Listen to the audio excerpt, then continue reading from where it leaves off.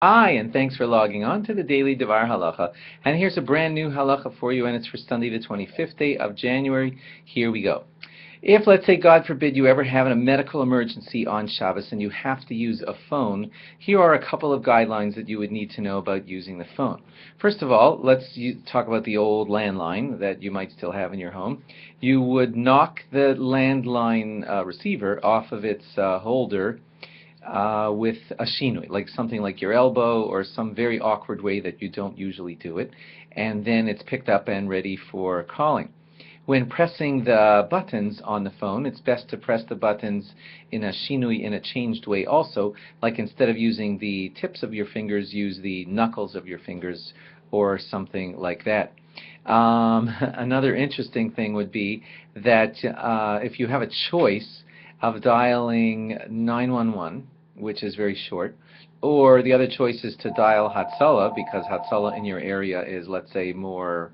reliable or something like that, then what you could do is actually call Hatzalah, even though it's going to involve pressing more digits, and that's because for the safety of the person in danger, if you assess that Hatzalah will arrive faster and they're going to do a better job, you can call Hatzalah even though it involves pressing more digits. All of these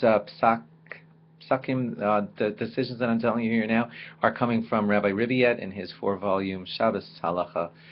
work.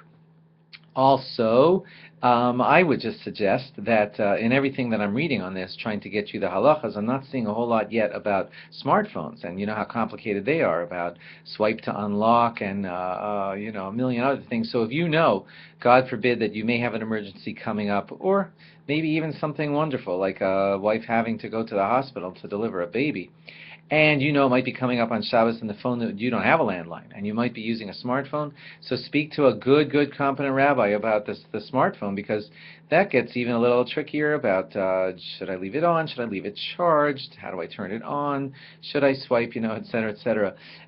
If you're using an old-fashioned landline, back to that for just a moment, and at the end of the call you want to hang up the phone because the doctor is going to be calling you back very quickly about what your next move is, then you should also hang up the phone with a shinui so that you won't be re-engaging it in the fullest regular way, and then hopefully the doctor will be able to call you right back, and then you'll disengage, knock the phone off of the hook if it's a landline with a shinui, etc.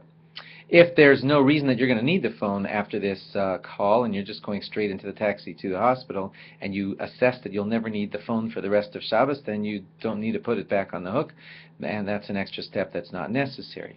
Lastly, if you see in your caller ID, let's say late at night, and you see somebody from